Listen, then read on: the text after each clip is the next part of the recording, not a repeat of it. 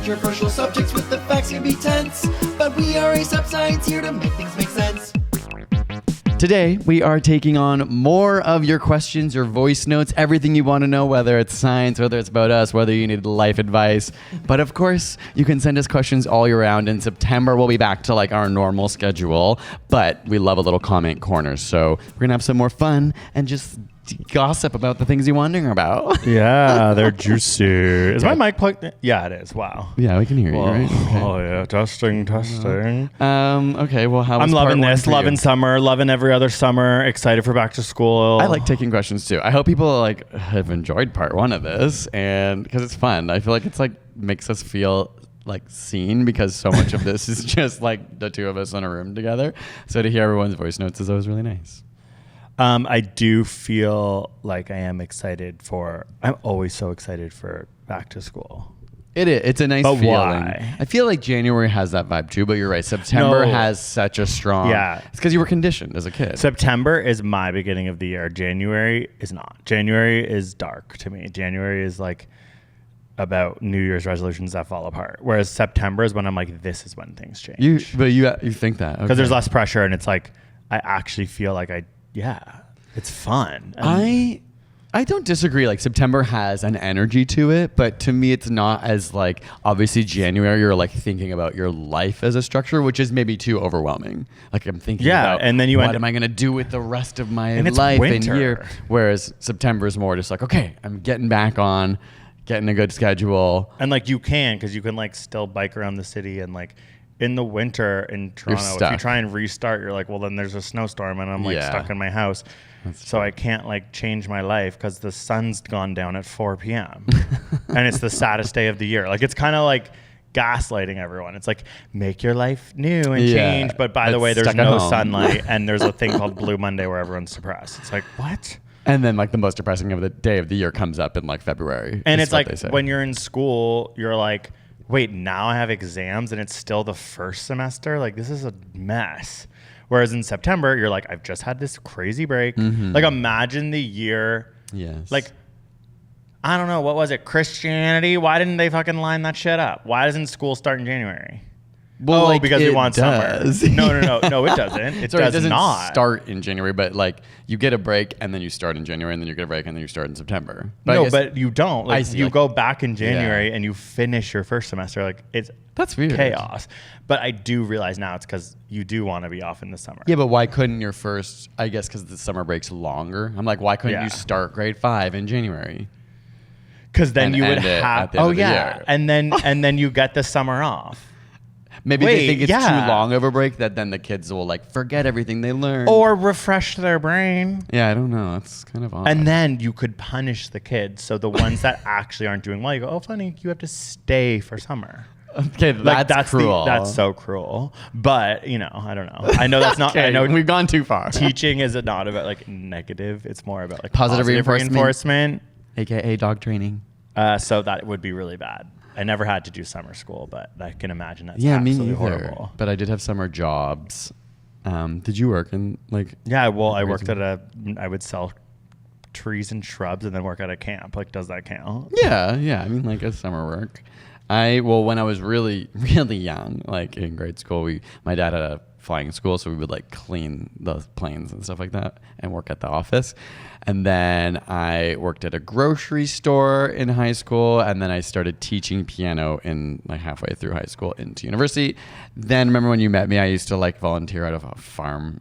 Wouldn't you like shove your fist up horses' asses? No. Oh. But I would clean out their foreskin, which was that disgusting. was it. I was like, was it the whole of the ass? Was it the foreskin hole? And this was also volunteer. I thought I was going to be a vet, so you had to like get your volunteer hours, and I would wake up on like Saturday and Sunday at 5 a.m. and drive to this farm an hour away. Wow, you were and crazy. then I eventually was like, I don't want to be a vet. Why am I doing this? You were so type A goody two shoes. I was like, oh, I'm actually just gonna get absolutely plastered. You were like start a club, partying while I was waking up to go to the farm. Yeah, and like I just can't believe I didn't end up a DJ. Like, what the hell? Even to this day, you talk about that. Like you're always like, oh, I want to have a party and be the DJ. And it's like I did that in first year, and then I just like gave up on it. Imagine I stuck through. I would be the worst human.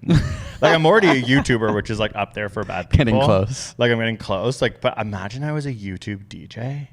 Yeah, I would be horrible. Well, you'd be a YouTube TikToker now. There's a lot of live in LA. a DJ TikToker.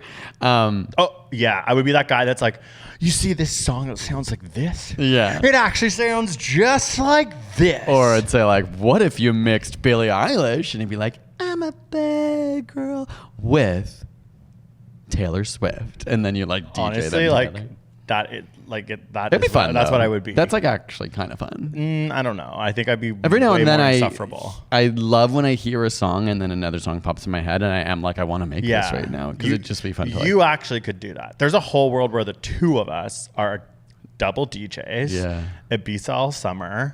No, not a brain cell in our brains, and we're straight. We're closeted. Okay. We're in love with each other, but we we're have presenting as girlfriends straight, yeah. who are like, we're roommates. as many and our girlfriends are TikTokers too. Our girlfriends are influencers. Actually, that's like an amazing life. Yeah. And we like live in like Barcelona. Okay, anyways. Shall we get into some questions? Yeah. All right. This first voice message is from Cam. Hey guys, love the podcast, been listening for a long time, like the new format. I have a question for you, and I'm biased on this one, but I think you guys have mentioned you're interested in maybe pursuing having children. And I'm biased on this one because I have a child. I'm a gay man, married to a man. What? And yeah, it kind of, global warming, all these negative things happening, it, feels like we're in a bit of a decline. And I sort of struggle with the justification of, bringing new people in with that, or how you reconcile that, or how you feel about that if you guys are thinking about having children. And there's something to be said certainly about, adoption versus like surrogacy or something where you're creating new life versus like supporting life that already exists. And maybe it's just a matter of reframing. The future is going to be different. That doesn't necessarily mean it's going to be worse or a bad thing. But yeah, it's something I struggle with, think about a lot, and would love to hear your thoughts. Okay, thanks. Bye. Love it. Thank you, Cam. Cam. When you can just like tell someone's like intelligent. Yeah. He's it's got like, it. Cam, Dad. Daddy Cam. That's a great question. Yes, I think we've like alluded to many times that we are in the process of like we just have become adoption ready. Are we allowed to say that? Yeah, adopt ready. But obviously like timelines for these things can be a long time. So we don't know if that's like 5 months or 5 years or 10 years. Some people end up on lists for a long time in Canada because there's a lot more potential adoptive parents in Ontario where we live than there are adoptive children, which is a good thing. That means like less kids for more adults. Like that's the better way than too many kids.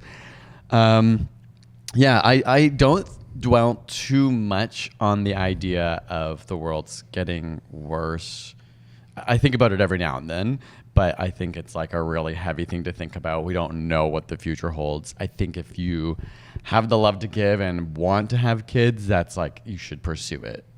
Yeah, and like, it is like such a dark question. Like it's so hard. Well, we always say on this podcast, you're pessimistic day to day, optimistic overall. Yeah, like my long-term view of the world is that we will figure it out. We'll be able to survive. I don't, not to say I don't have apocalyptic. Every day you're like, life's the hardest thing to do. Whereas every day I'm like, life is beautiful. But overall I'm like, oh yeah, we're getting worse. Things are going down the tubes. But so we don't know how the future will go. Like I agree. Like having a kid right now, whether biological, adopted, whatever method you go by, like you're having a kid in a world. Well, I guess adoptive is different because those children would exist no matter. But I still think it's similar and different. I think that like for me, actually, now that I'm more like in the mindset of having kids and like really wanting kids, I'm like I am less pessimistic about the future because you kind of can't be. Otherwise, it's you like wouldn't. It's like I really like 5 years ago was like. Climate change is coming for us all. There's no solutions. We are all going to absolutely burn in like a giant pot of water. But now that I'm actually seriously considering and want kids more than anything, I'm like, wait, I actually don't think that. It's sort of an easy thought to have. I think it could be like maturing. It's like you can't really, like you can be really devastated about late stage capitalism and like how no one seems to be doing enough about climate change because that's true, while still having hope for the future. Yeah, and also I think that things can be getting worse in some ways and better in others. Yeah. Like, I can't say which it is overall. Like, some people argue, actually, the world's so much, people are healthier, live longer, have better lives on average. Like, people are better off than ever before in human history. I don't know for sure if that's true. It feels like it probably is based on some metrics and maybe not based on others. And life is so, like, you can't really control what your child's perception of life's going to be. So, like, they could be like, you almost didn't bring me into this world because you thought things were bad. Like, I actually love my life. It's a funny thing because I think that having kids, and I don't mean this in a negative way, but it is a selfish act, right? Like, especially if you're going to conceive kids, it's like, you don't know that kid yet. You can't, it's not like about them. It's about your desire to like, and as I've gotten older, like, I didn't know if I wanted kids, and through these past like 5 years, I've slowly started to like look at parents and have friends who have kids, and really can tell my TikTok algorithm also knows like all the things I actually watch are like cute kid videos, and start to see like what is beautiful about that I couldn't see before. And so it obviously is like about my desire to like have something in this world that I can like raise and help guide and get something out of as well, you know, like help myself grow and see life again through the lens of a young person, and be educated as you realize, like, you know, we were just with our friends the other day. I mean, like, all of our parents are fucked up in their own ways, and parents aren't perfect, and you can learn so much from kids. It's not about just teaching a kid, but our kids will teach you. us like a whole new perspective on like a evolving social society. So, and there is something weird about, okay, my dog is like, it is, I guess it is, no, it is a selfish act.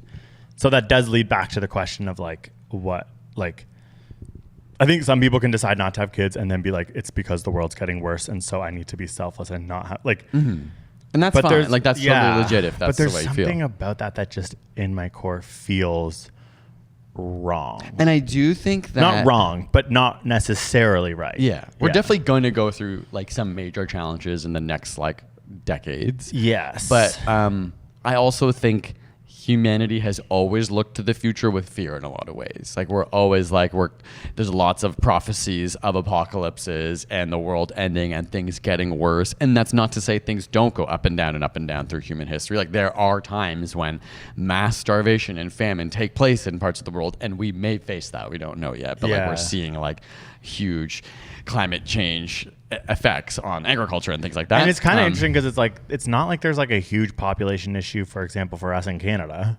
Yeah. It's like people aren't having kids. Yeah. You know what I mean? Like, there's, and like, it just, there's something so icky about like this idea of like overpopulation as like an issue. Because it is like, those are just lives that like matter once they exist or something. Yeah, I don't like know. There's something. Yeah. I don't know. But obviously, as people who want to be adoptive parents, I can understand why people are like, wow, that's different. But it does feel the same. Like, it is still a selfish act. It's just like, we don't have wounds. And to be totally honest, we don't wanna know what our adoptive journey will ultimately look like. Some people never manage to make it work. Yeah. And like, it's not as though fertility or exploring other options is off the table for us. No, we just want to start with this. Yeah. But you're right. It could take, hopefully like, we get lucky. And a birth mother could not choose us, in which case we'd go back to the drawing board. Yeah. And like, like, our practitioner has mentioned how some gay couples have been with her for like 5 or 6 years and not.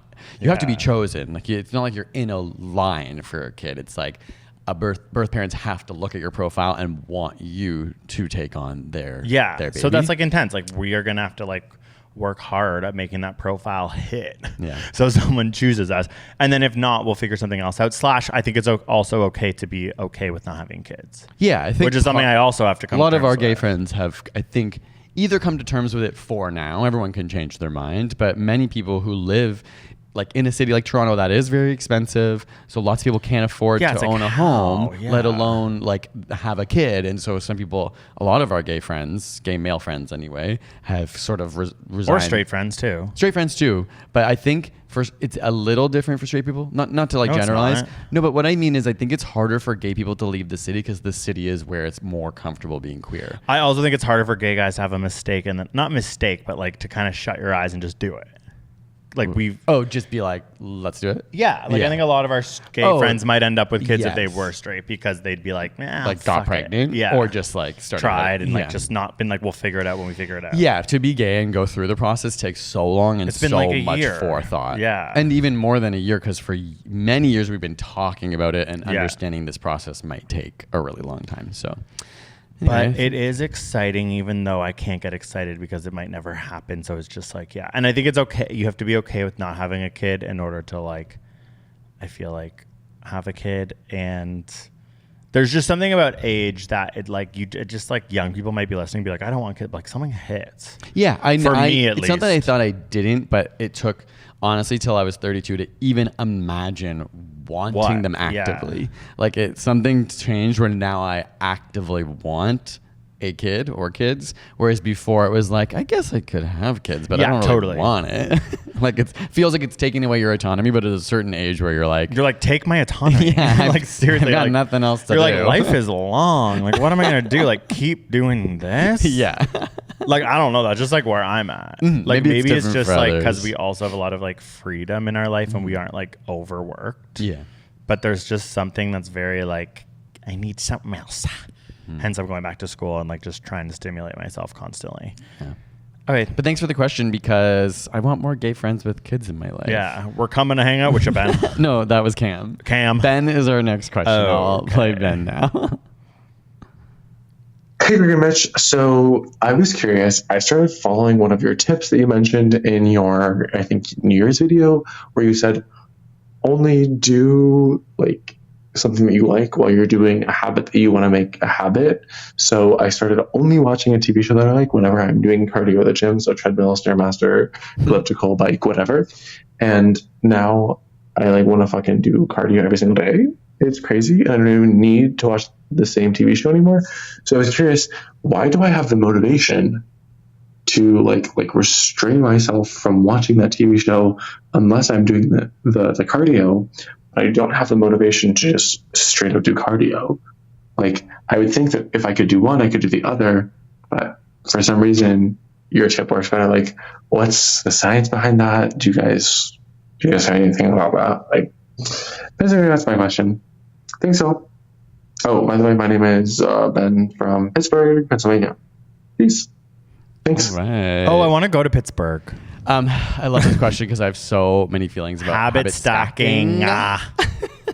Which you're right. Like it is such an effective technique for those who don't know, it's exactly what they said. In my instance, it might be like, in order to do the cleaning, like I'll be listening to a podcast or like you try and find something. No, the key is though, you can't listen to that podcast unless you're cleaning.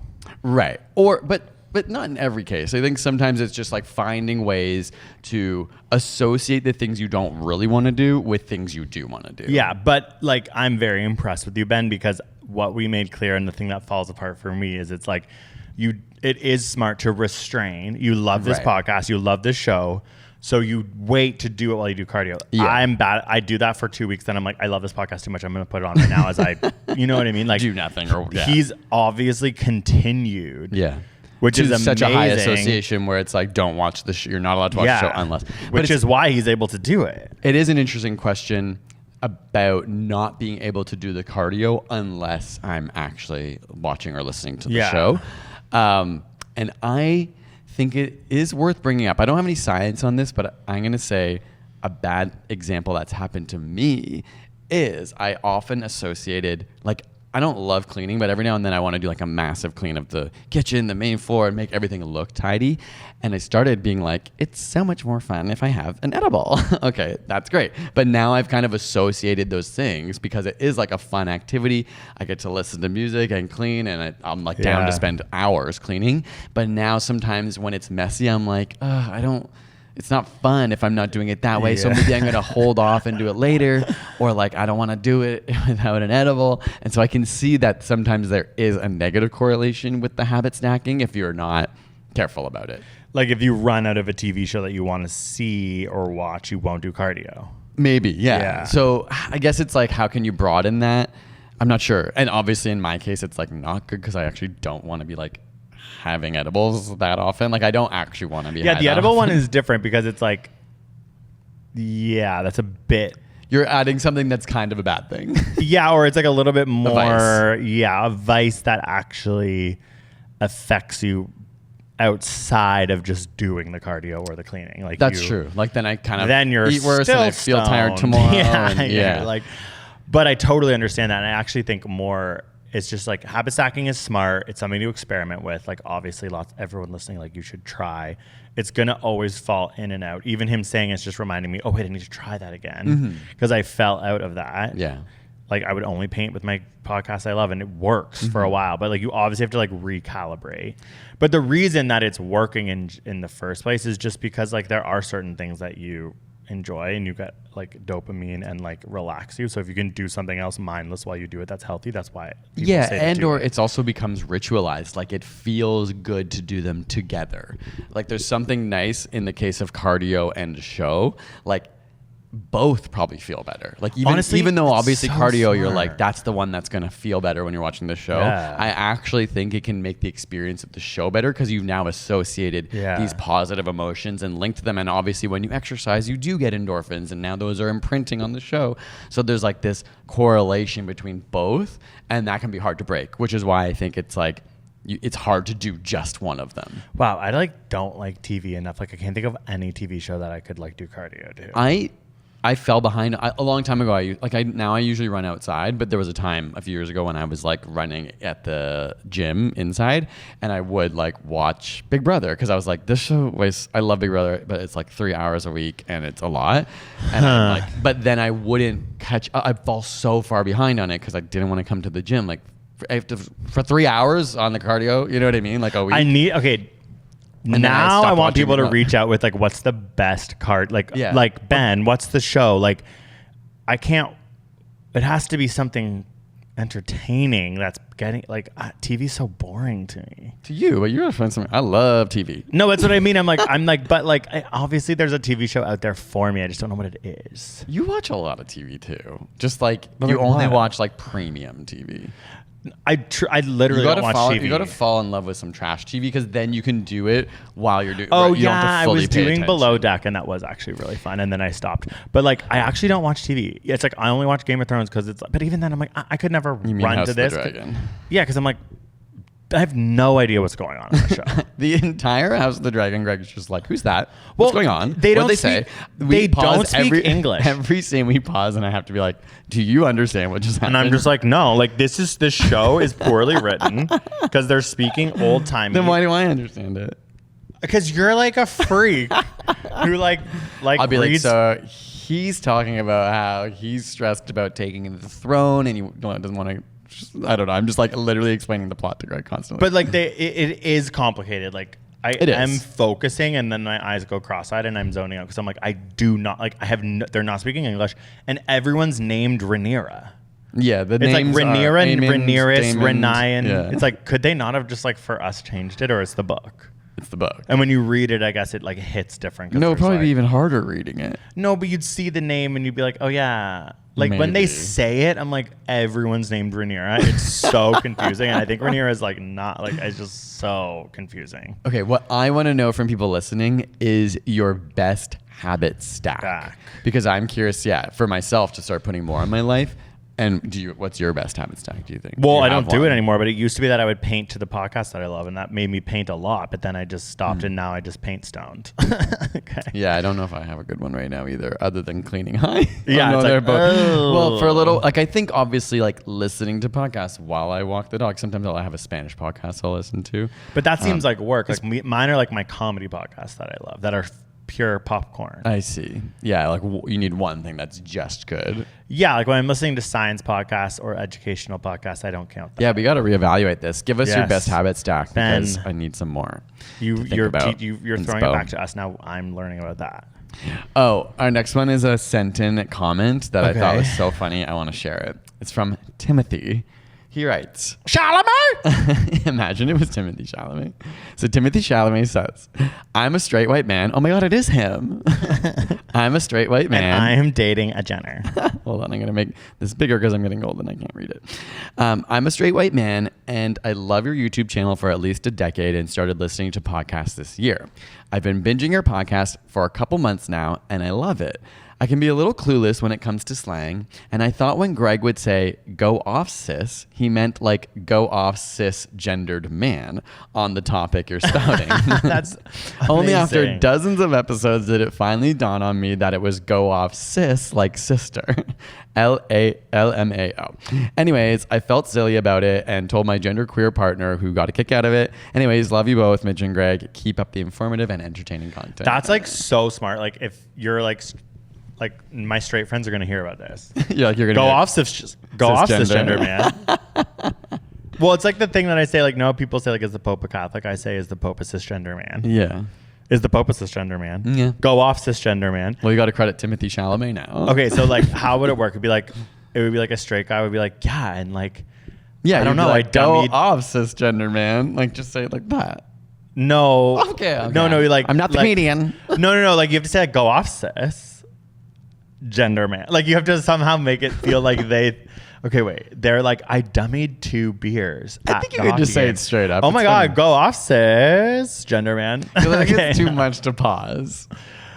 Go off cisgendered man. But then it's like, go off cisgender man. Then it sounds like you're just saying, go off cisgender man. You like are? No, I know, see. but like people You aren't think gonna, people aren't clever enough I feel to like, think it's a... yeah, like the go okay, go off cis gender man. Okay, this sounds like I'm like actually Having a like having an breakdown. aneurysm. But like there's something perfect about the time. I'm gonna work on this. I'm gonna try it in the public because that's how like it might just fall flat. I think people are smart enough, at least in the Okay, try it.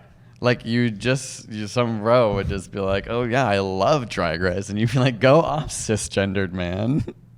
Okay, it's like, yeah, So you're right. It does sound like it's like, the smart people will understand it's a flip. but it's like there is a really like it's all about timing. And there's something Yeah. very perfect that like there's something in the middle of what we've done that like will work. This is the thing. We'll experiment. People will be like, yeah, I am a cisgender man, and you'll be like, no, I Yeah. was trying to say like cis, Yeah, and then there might you're be a right. moment where you go like cisgender man, Like and people the go like, perfect amount of pause. like or like who knows. Yeah. Well, we're gonna try it. So we Though. got to workshop Smart. it. Yeah. Timothy, if you have any other suggestions on how to present this. Go off cis gender man. I mean, like you could have that big of a pause in a comedy stand-up thing, but I feel like in real life you can't have that large of a pausing space. Otherwise, people will just start talking. I actually like. I'm gonna be trying this so hard. I will be. Okay, when's the next time we're around a cisgender straight guy? in September. That happens to me a lot. Actually, but most of our gay male friends are cis, so you can also Yeah, make the joke too. for Like, I was only sure. thinking about straight guys. Actually, it would work really well for when like gay guys like do something like very cis, which is what gay guys do all the time. Yeah. And I think it is like there's an interesting discussion around like gay men. Well, I don't want to say appropriating, but obviously like, no, I don't want to get into that. But you know what I mean? What? Like taking on monikers that are like feminine, or obviously gay men identify with feminine ideals. But I think like some girls might be like, but my Okay, cis. this would be really good for girls to say to gay men. Oh, true. Yeah. Oh, okay, go off cisgender man. Yeah. But even It's- go off cis also probably is like a black slang. For sure. You know what I mean? That you're like, it's... Yeah, what There's were we layers like to that. watching? Oh, it was like Lemon on Canada's Drag Race. Oh, and you're like this Finna? is full... Yeah. They were like, it's just like sometimes I'm like watching drag queens and I'm just like, y'all, you white people can't do that. Yeah. And I do think they're actually finally getting called out, but it's just like surprising that it still is like actually so much of queer culture. But I also am going there, y'all. Gen Z slang is very black to me in a weird way. Like a lot of like the podcasts I've like listened to recently, it's like I can't really do it because it's Gen Z and it comes so naturally to them.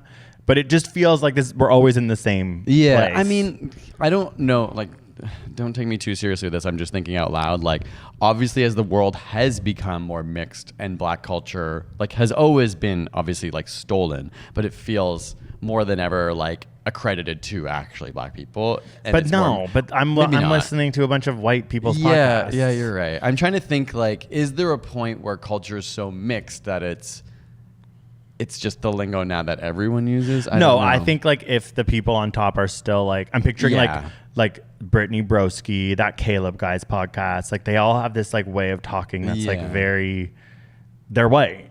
and they're still mostly and they're around white still people. really popular. Like it's something Yeah. about like if the most popular people are still white, and then it's not working out. Yeah, you're right. It It'd be still different is- if it was like much more. And if it was more obvious, I think it's getting more nuanced in the Gen Z era because it is, as you said, everyone's just like communicating so much more, and it like you're just like getting people's accents so much. But I you're on guess what I TikTok. mean too is like you see so much more. Like I'm sure some people may even see us speak and be like, oh, that's slang they've picked up from somewhere. It's not like I didn't grow up surrounded by this slang.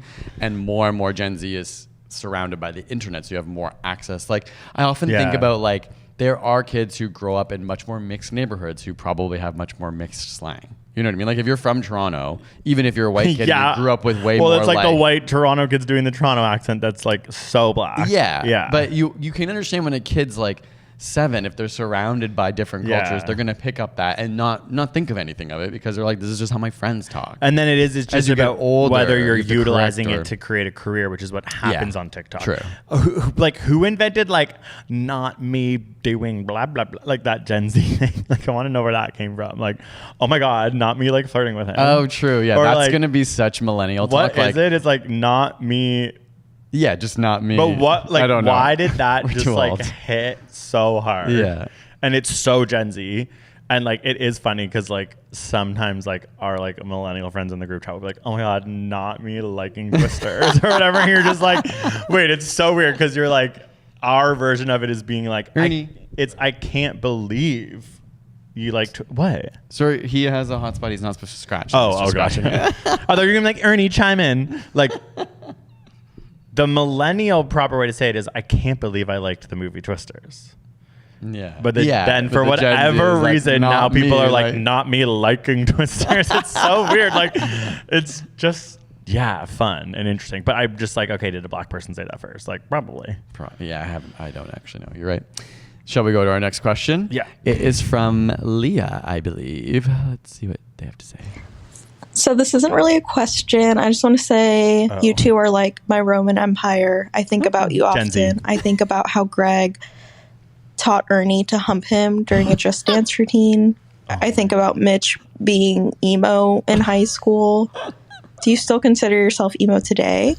Oh, that's a question. Anyway, thank you. Love you guys. Oh, I love I love how like mine's like making my dog hump me and yours is like beat me. It's like, that's so normal. Everyone's emo in high school. Well, you got to stop telling stories like that if you don't want people to think of you that way. No, I do. I like the story of teaching Ernie to hump me. I think it's fascinating. Also, it's interesting lingo because to me, Roman Empire, like obviously that term isn't new, but that phase is relatively new where like that went viral on TikTok to be like, my Roman Empire is whatever the thing you love is but it's so pervasive that person doesn't have to be Gen Z. I don't know. Leah, are you Gen Z or are you millennial? Yeah, our millennial friends aren't saying the Roman Empire, and if they are, then they're like chronically online and they're Hank Green or whatever. Like, Is it Hank Green? Probably Gen X. yeah. Coming for Hank Green. That's so by mean. the way. Like, I don't No, know. I didn't mean it mean. No, it's so mean to call someone Gen X. No, it's not. I have siblings that are Gen X. Gen X I Maybe feel he's young millennial or so old bad. millennial. We will answer your email question because there was a question there, which is, are you still emo? But it's like, okay, being Gen X is brutal because at so least is being millennial. Okay, but for whatever reason, Gen X is worse. the zeitgeist has decided to talk about boomers and then skip to millennials and Gen Z. Like, no one talks about Gen X. Like, true. like, and I feel bad. I'm like, what is Gen X? Like, it's like Alanis Morissette. Well, that's pretty cool. Well, I'm just saying she's Gen X. Yeah. And I'm like, it's like it's not like, okay, actually, fine, that is cool. She is cool. That's like a really good But like, one. it's just like, I'm curious if Gen X people are like, phew, we're out of like, thank God we're not like being talked about like a millennial is so embarrassing because it's embarrassing. Yeah. But or are they like, hello, we're here too? Like we had grunge. Yeah. Like it's I don't just know, interesting. Yeah. Gen X is a very interesting timeline because we were the ones who had the internet, so which is why I think we get lumped into the internet conversations. But and they did everyone hates too. boomers. Gen X lived without and They then with did, but the they internet. weren't young. We were always like, we were young when the internet came out. Yeah. And so not a lot, but many Gen X people like didn't adopt the internet till much later. So are there like Gen X YouTubers? Or is there only now more than ever? Like Yeah. definitely in the early days, there was very few, I think. like Mark Rober? Or is he like our age? I don't actually know. He's probably Gen X. He's like one of those You're right. It American. sounds like a slur when I say it. Yeah. It sounds like a bad. I don't want to be like, he's Gen X if he's not. Yeah, when but you said Hank Green was Gen X, I was like, drag him. I didn't mean it in a bad way. No, I think the only reason it's like drag him is because he's actually so chronically online and is appealing to Gen Z. Yeah, totally. Like But he's like- like Gen X that's like relatable to the modern culture. But there's just something like chime in if you're Gen X, like we pretty much are. There's just something really interesting where I'm like, why is no one We not talking? pretty about much it? are, by the way. Sorry, we are so millennial. But We're like a decade away from I it. want to know more about like honestly, we should have an episode on like the Generation X and just be like, Who what are they? Like, what is your defining feature? Ours is that we're embarrassed because we say not me being a millennial and like try to be Gen Z. Oh, I see. No, millennials was like what Harry were like Potter millennial or phrases whatever. though. Like I'm trying to think of Oh. like what we would say. It'd be like Totes my goats. Like instead of totally. I'm so bad at pulling things in my mind in the moment. Does that not but- count? Totes my Yeah, goats. yeah, but Totes. there's another phrase that we were like obsessed with that Gen Z makes fun of. That's like, oh, come to me later. Send us your favorite millennial. short forming words. Though. Maybe, yeah. Yeah, we used to like at my work call our water bottles Watt bots. yeah, like Pass the exactly. Watt bot. Yeah, like it was just like so like yeah, so that. Okay, It's so very, and I love this person, Grace Helbig. Like there's terms that she used to use that were like, that's our millennial humor that we grew up on the internet. That Like was like, silly- it's kind of like very like innocent. Yeah, like silly Oh, goose. yeah, but there's like, there's a certain set of phrases that can't come to mind right now. Okay, I'm gonna go back to this question. are you still emo? 100%. I went to the gym yesterday and listened to a full Under Oath album. I regularly put on my old emo classics, which include, like My Chemical Romance. And you are The like Used. constantly like actually like bereft at life. I am emo to the core. I never was full like goth emo, even in high school. Like I never could commit to the aesthetic of a full But emo your hair person. was like swooped to the side. It even is still now. My hair's Or- been like the same for decades. No, you had like It was emo hair. My hair was longer, and then I had like the wings at the ears. Like it would Yes. get long enough from my ears, I would like flip out. Oh my god, I remember like because also it's like hello, I was emo too, but like I guess I Were wasn't. you? You just like I'm so annoyed. It's like, what do you mean, were you? I've been to more Alexis on Fire concerts than you've ever been Well, that to. was like- was that do emo it. or was that, Let's like, concert off. rock? They used. Have you Ben- ever seen them live? Yes. Yeah, I've seen them live twice. Okay. Taking Back Sunday, you didn't even know about them. because I didn't like them. I knew about them and I didn't like them. Yeah, there's only I 2 good songs. Name more than 2 proud- good songs. Cute without the E. Yeah, one of the good ones. What I said? Don't. Yeah, the Is other that- good is one. That, is that, That might be Cute Is that Without the E. cute without the E? I don't know. Oh, Boys Like You Are a Dime a Dozen. That's I the like- same song. I know, but I like sing that. There's like there's one like line that like is the only line in my Boys head. at like all. you are a dime a dozen. No, it's not that. Oh. But like, there is a Taking Back Sunday lyric that is in my head at all times, and it's only when another song comes in my head that one leaves. Like it's like You're right. There's 2 of there's them. like it just I'm always singing it. I need to find while it. I'm cleaning. It's I know. crazy. Every day Greg sings Taking Back So Sunday. thank you. I'm also emo. I just am not emotional. But you don't like I still listen to like those 2 Taking Back Sunday songs like come on my playlist. yeah, well, I've Now. evolved because I listen to modern emo music like Juice WRLD, who Okay. R.I.P. I cried when Juice WRLD died. I still think he's one of the most prolific artists of our time. I love a Machine Gun Kelly song. And no, I do. I was emo, and I also like fully was crowd surf, Converse. I guess the thing I didn't have though was the hair. You had the hair. I had the hair and I was in an emo band. And you were in emo band. Get out. And I think like you liked more alternative, I don't want to say rock, but like not rock, but you were into like, it's kind of like I am now. I like. it was a little bit electronic. It was a little bit, whereas I was like, I could go You full only in were for the emo. Actually, you are so much more emo in the sense that you only listen to emo music, whereas I continue to listen to so much music that emo's a portion of it that I loved. Mm-hmm. But then it was like I also loved rap. I loved Usher. I loved R&B. And I also loved like Stars and Broken Social. You're right. Like I was but then It was emo- alternative, yeah. Emo was like 1/8. My of the Chemical Romance genres. was too basic for you, but who has stood the test of time, shall I say? Is it them? Yes. Oh. Gen Z loves MCR. Okay, I didn't know that. Anytime I've like been playing, like there was one time you posted something of me washing dishes with that on, and people were like, "Oh my god, I love MCR." Yeah, well, the thing is, like, emo is back. It's like it should be. It's a great thing for teenagers. It's like so perfect for teens. Yeah, I'm It's like- surprised there's less. I guess there is modern music. It's like that's Olivia emo, Rodrigo is. but it's not emo. Like it's not emo the genre of music. It's emotional music. I would argue that Juice WRLD is emo. Yeah, that to me actually is. And it slayed the Gen Z kids because he was just being emo. Yeah. On fleek. No, I am just looking up terms. Oh I'm my like, God, you know, that's- bae. This is millennial core. But I'm trying to find a very specific. Goals. Yeah, that's so Ew. goals. That there's another phrase that's driving me crazy. I can't find. Well, you're going so fast. Because I'm just Sus. Yeah, sus is one. A lot of these are stealing Can't black culture, even- like ratchet. yeah, Like don't say lit. that. Yeah. Lit. Break the internet. Humble brag. Turn up. Bye, Felicia. Oh my god. Picture it didn't happen. Oh my god. Said no one ever. Oh my god. These are good. Adulting. Yeah. Okay. Yeah. Adulting is Grace Helbig. Yeah.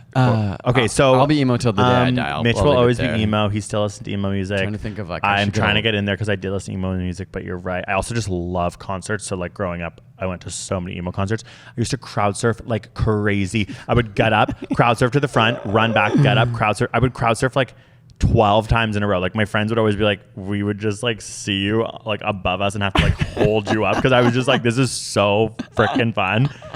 And I loved moshing too. Like I could never do either of loved those things. Mosh pits. Like I was I hate that. obsessed. I would like actually like grind my teeth and like push people. And like I wouldn't my God, punch. it's too violent. But it was so fun. And then another version of emo now is 100 Gex, and everyone should listen to 100 yeah. Gex. And Yeah. and they actually are a genius. Because it's band. ironic emo almost. Yes, and their concert was the most recent time I mosh pitted, and I was actually 35, and it was so fun. And there were other 35-year-olds there.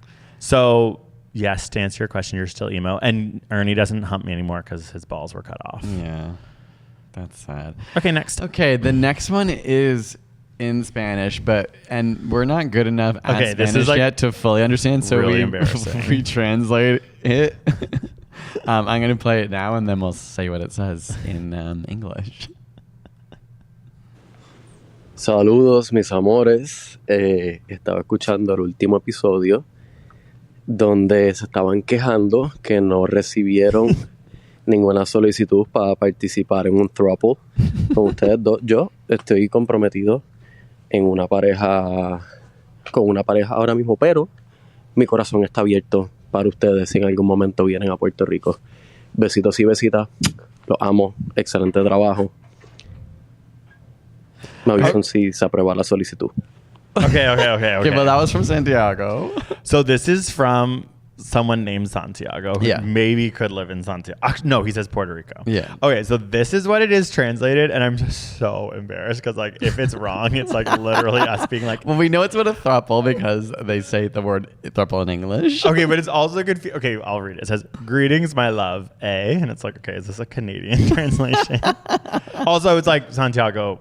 You have a very attractive voice. Yeah, like we're giving literally Bad just Bunny. like, oh my god, it's like the reason we're using it. We're like, Santiago's so hot. Okay, I was listening to last episode where you were complaining that you didn't get any requests to participate in the thruple. Okay, then this is where it gets. I am engaged in a relationship with a partner right now. Womp womp. But my heart is open for you to come to Puerto Rico at some point. I really hope that I'm translating this wrong and it's not just him being like, I don't want to be in a throuple with you. But then it says, so I decide, neighbor, I love you. Excellent job. The vision did approve the request. And then it's like, okay, well, we don't know Spanish because That's when that's you're just like, I'm so scared that a Spanish person's going to be like him being like, it's so sad that no one wanted to be in a throuple with you. Anyways, I'm taken. Yeah. And you should come to Puerto Rico. And me and my partner would like take you like nothing at all. Him wanting to be in a We throuple. were in Puerto Rico a year ago. I love Puerto It Rico. was so fun. It's Wish a we knew beautiful Santiago place. then. And it's just like, his voice is beautiful. Bad Bunny has the sexiest voice in the world, speaking voice. Like, so does Rauw Alejandro. Like, is there something about Puerto Rico? Was Rauw Alejandro from Puerto Rico? Yeah. I didn't know that. Yeah. Like there's something in the it's water. Like, where have you seen anyone from Puerto Rico who's not so fucking hot? Young Miko, it's like the hottest lesbian. Like, and while there, it was kind of like, okay, so everyone's hot Yeah. on this island. Mhm. And has like all the nicest beaches in the world. Yeah, and amazing. gorgeous teeth Yeah. and So yeah, I'm going gonna pretend Santiago is asking us to be in a thruple, even though, or it could be a quad if he's in a relationship. So that's the thing. It's the question is it girl or gay? It's giving. Oh wow. I don't know. Santiago, let us know. Could you be in a quad? We've now moved on. No one wants to be in a thruple with us. We're well aware. Could you be in a quad? Okay. Okay. What is a quad? 4 people. So then you date 2. That just sounds like a lot. It would be, but at least if it's 2 couples, I feel like it's more manageable versus just 4 individuals. Oh yeah, and then the couple can go. Then you can be like, okay, you go to your place and we'll go to our place, and there's no like, oh, you're alone at your place. Me trying to like, we gotta move on. Can't even get into thruple, and I'm already like, oh yeah, thruple. What about a quad? Yeah. Okay, next question. Thank you so much, Santiago. It makes us feel loved that you sent us that. Again, we don't actually know what we said. We just thought your voice was really hot and wanted everyone to hear it. Okay, next voicemail. Hey there, Mitch and Greg. I've been listening to ASAP Science ever since I was in probably about 10th grade when my teachers used to play your videos in class. And I got hooked, and I'm 25 years old now, and I do really resonate with your podcast. I am currently in a throuple with 2 other guys. But don't worry, we don't live in Brooklyn. We're actually here in Edmonton, Alberta. Unfortunately that happened for us. I'm kidding. My partner is 20 years older than me, and my other partner, who's non-binary, is about 7 years older than me. So there's quite an age gap, but we've been together for 4 years and going strong. So I don't see much of an issue. I'm also a funeral director. So your last podcast episode about thinking about death really made me think, more about what people think before they die, even though I see them every single day.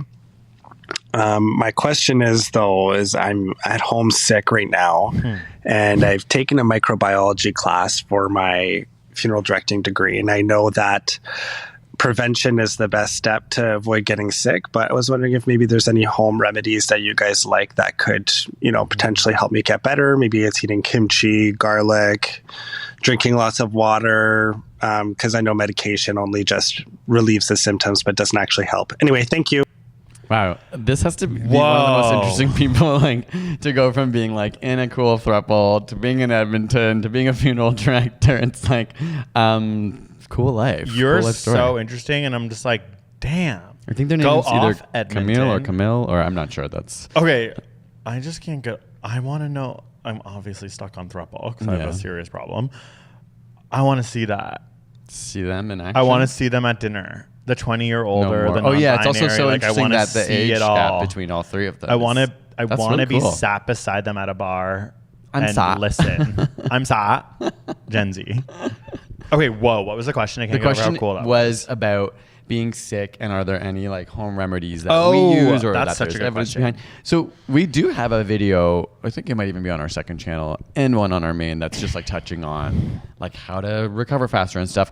The truth is most of it is addressing symptoms, exactly like you said. Most meds and even a lot of herbal remedies, or if you're doing honey or lavender tea, a lot of times it's soothing your symptoms, which is obviously totally legitimate if it's making your throat feel less the concept sore. of speeding up recovery is maybe the part where you need to worry about pseudoscience, but again, you're making you feel better is a different thing. Some people feel I might be misquoting this, but a lot of times it was vitamin C doesn't, I think, stop disease sickness, but maybe I don't want to say this wrong, actually. It's probably in our video from a long time ago, but there's certain things that might speed up the recovery, or it's one or the other. Either helps speed up recovery or only helps prevention. I can't remember.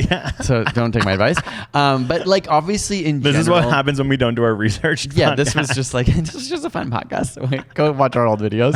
No, I think prevention really is the best. It's honestly washing your hands a lot, eating healthy, getting sleep is probably the biggest one, almost and then being mindful of your exposures. For me, I I remember even in university realizing vitamin D is like the coolest freaking vitamin that's so good for you that I like always think about making sure the sun's touching my skin. I do take vitamin D pills, but I'm not giving medical advice here. It does come. I feel like it does come down to managing your symptoms, which is where a lot of these things come from. Like the tea is like very effective ways of getting fluid. If you have a sore throat, it is like soothing. There's a lot of sometimes clearing out like if you have a cough and stuff. You need to.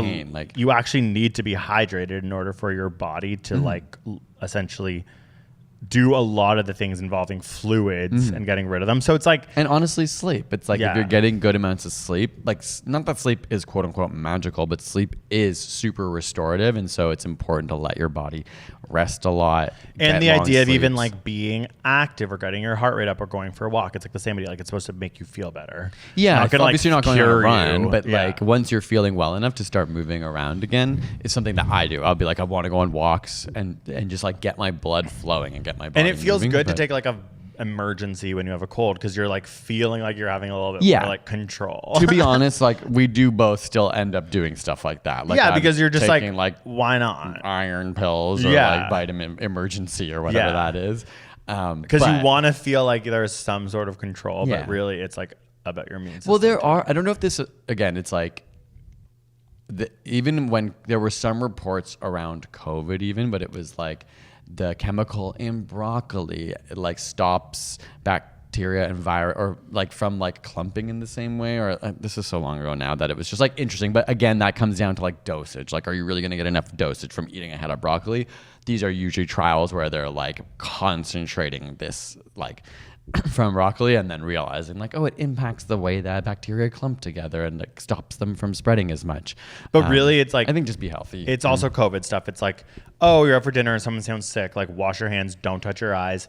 Don't pick your nose. Like those things are like very important, but they're really easy to forget. And it is like that. It is about prevention. Your microbiology class was like correct.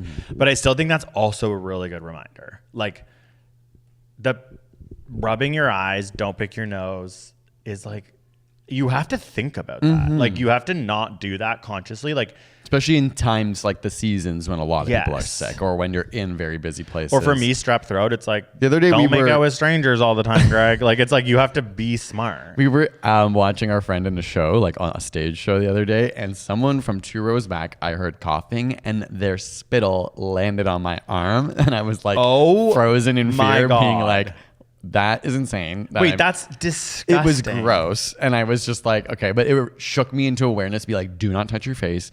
Do not touch anything. Wait, it wasn't like an actor acting so hard that they spittled. No, it was someone from the behind audience. Me like, and I felt it on my arm. Oh my God. And over a row onto me. So I can only imagine the people right in front of them probably got a shower. Disgust is so real in that moment because it's like, that's actually, there was a reason you're disgusted. That's disgusting because it can make you sick. Yeah. Like the evolution biological feeling of disgust is at play there. Yeah. Because like your nasty sick spittle is on is me. actually on Whereas me. like the sexy healthy actor like acting so hard and getting spittle on my face, like Jonathan Groff spit on my face. Ew, I don't like, want that's that. not disgusting. I think that's disgusting. No, I'm like, he's healthy. Yeah, but it's still sometimes like, okay, he's amazing in Hamilton at that performance, but I've seen him do it and it's like he's spitting so much. I think that's a thing because he spit so much when I watched his Tonys thing. Yeah, like some actor, like he's is that his articulating, thing? maybe, but it's like gay guy spit.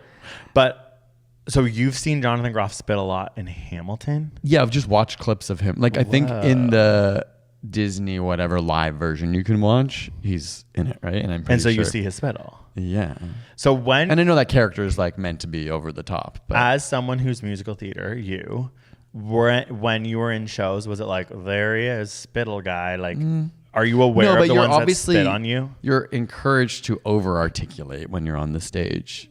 And that's so as a result, that can... The life of my Lord but he is playing the life. Like a Brit. You're not saying any of the right words. The life of my Lord is the life. But like, I guess that is when you spit, is if you are articulating. Yeah, that's true. I feel like I did just spit more.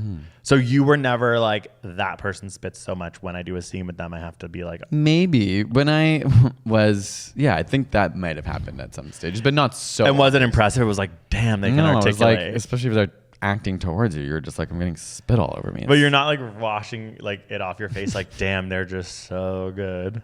No. You're like, no, that's disgusting. No, I'm like, because there's people that can act really well that don't do this. Wow. Okay. You know, like there's a famous phrase about method acting as well. There's like, I forget who the actors were. One was like a famous method actor and one's like an older guy who never method acts. And then like the non-method actor just says like, why don't you just act?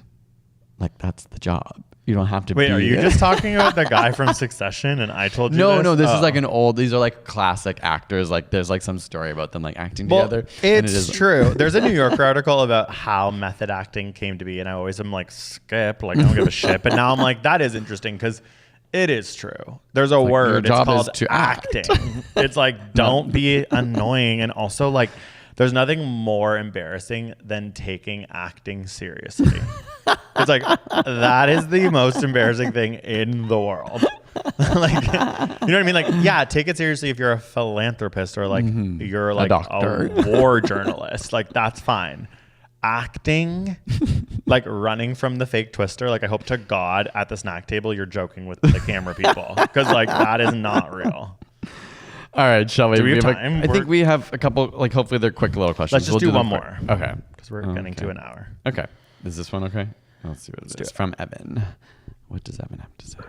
Hey, Mitch and Greg. My name is Evan. I'm from Montreal.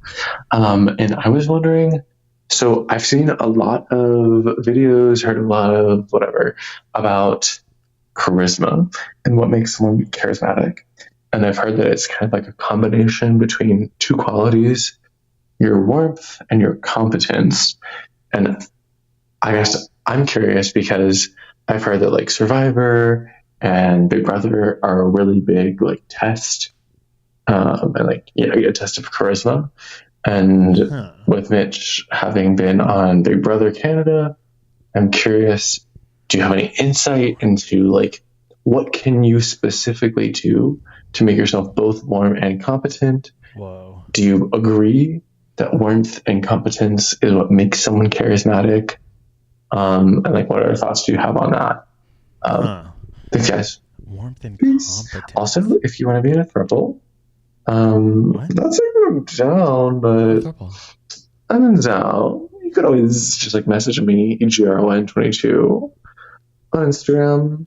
Okay. Whoa, imagine another thruple attempt. Finally. They're coming in droves. I mean, we aren't confident about the Spanish one. He did say he was in a relationship.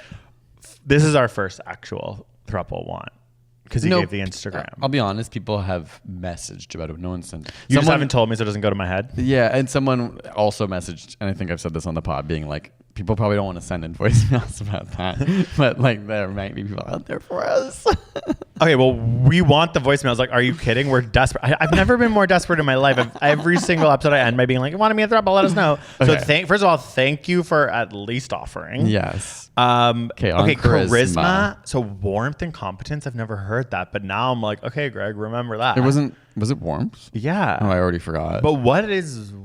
So I have seen, like, I obviously we're talking just from our own heads here. Like, I haven't looked into a lot of research. But okay, I'm gonna write this down though. Yeah, it's actually an episode for the fall. There are a lot of like YouTube videos I see pop up, even TikToks, about explaining the quote unquote science of charisma or like breaking it down and how you can be more. That sketches me out. Yeah, I think a lot. Why does that sketch me out? I think a lot of it is just like charlatans or whatever, people just trying to like sell stuff. I don't know, people are going to sell you courses and make money off you, and but not to say that there isn't, like, of course it's interesting to look into advice and how to be charismatic. So I'm writing it down to do as an actual video in the fall, because I do think that that's really interesting, because I'm sure there are actually studies if they're so okay, sorry, I interrupted, but continue. So warmth and competence are... You're like confident. I have such a short-term memory problem. Like, he for sure said warmth. Okay.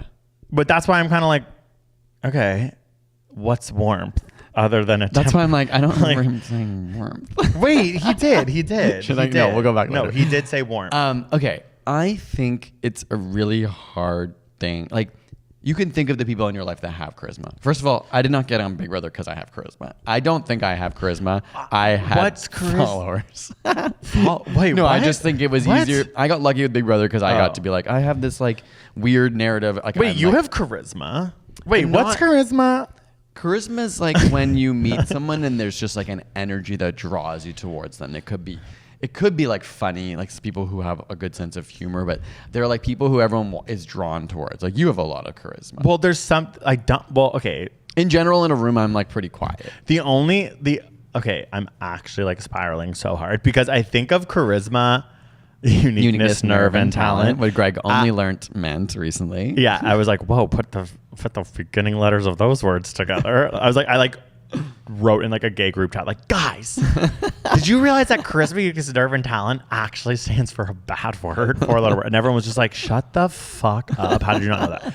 Anyways, I feel like all of those words are just like arbitrary to me. Mm-hmm. This is why I'm excited about this episode, because it's like, wait, these are rooted in things that I'm sure social scientists have looked into. So the idea of being like, oh, charisma is warmth and competence is like blowing my mind, because it's like, oh my God, you could like actually maybe measure someone's charisma. To me, it's just a word that describes someone, and someone might be charismatic. Every word is just a word that describes something. I know, but I guess it means like, if it sounds like arbitrary to me. Like can you measure someone's like uniqueness in the same way, exactly. or and nerve, it's like, or and talent? Warmth. It's like, how do you measure someone's warmth? But I actually am like, wait, I do know people who are warm, and I do know people who are cold, and everyone. Right, because you can understand if someone's really outgoing, if they're not warm, maybe they don't feel as charismatic. And competence, to me, has nothing to do with charisma. But to me, it does. Think of it this way. This is my perspective on it. Social competence and cultural competence are so important to feeling like attracted to a human, even not like physically attracted, but just like, and some people can practice that. Like, I think like any skill, you can get better at it, but then some people, for whatever reason, like naturally develop that skill. That might be their upbringing. The same reason that some people just like, it compounds. Like if you start learning hockey from age 2, you have a better chance at like expanding on that practice over your life. So if you're exposed to parents or family or teachers or whatever that teach you how to be social, like this is why I don't think I have in many situations much charisma, because I feel pretty socially awkward. Like you're somebody who can carry a conversation with anyone, and I'm somebody who can't. Like, or I get nervous. That's and get not in my head. true. Or it's not that I can't. I'm not trying to like so downplay charismatic. myself. I don't. Well, anyway, I can just see in my head I panic and I'm overthinking things, and I stop talking. But to me, that's pauses. Like cute. Well, on the one hand, never like rude. I think charisma can be just like really knowing who you are, but I think there's an element of charisma that has to be performative, right? Because somebody who's really quiet but really confident, that's not necessarily charismatic, right? Like charisma implies that like you're kind of extroverted, like you're going to be noticed in a room and people are going to be drawn towards you. That's not to say that's the best quality to have. Like you could be a perfectly introverted, quiet, confident person, but you might not be charismatic, if that makes sense. Doesn't mean people don't think that you're interesting though. Yeah. I don't know, maybe. It's so interesting. I want to learn about this because I find both those words really, warmth and competence. I swear to God, I hope to God you said warmth. But like I find them as very like separate of charisma, but he's obviously like heard this somewhere and it's like kind of adding up. Like the warmth part I find so interesting because it's like competence is so vague, but at the same time it is like if you're talking about something, you want to come off as knowing what you're talking also about. Cultural, like if someone says something to me that is not culturally competent, I am immediately turned off in a way where I'm like, they lack charisma. And you know what, though? I would say charisma is not necessarily a good thing because we see what happens in like Silicon Valley where there's these very quote unquote charismatic, usually white guys who can talk their way out of anything or talk their way into anything. And it's because they're really good at talking. Competent. Yeah, they give off the air of competence. They're able to talk a lot and they probably are warm, like in the sense that they're not always being a dick to you, like they're like able to swindle people. I'm not saying charisma can't be a good thing, but it can also be a front. We need to do an episode on this because I bet it is hijacked. Yeah, it's one of those things that like the more you know, it's like actually scary. Because imagine if someone can trick you with their. Well, isn't there that famous book that's like winning friends and there's a really famous book about this about how to be charismatic. Yeah, it's really, really famous. I can imagine that so many people, like even I'm like, I want to read a book about charisma, but it is scary actually. How to Win Friends and Influence People. It's a very, very famous book. Yeah, that's a really scary title. But it's probably about this. 1 million ratings on Goodreads. Written by someone named Dale. Wow.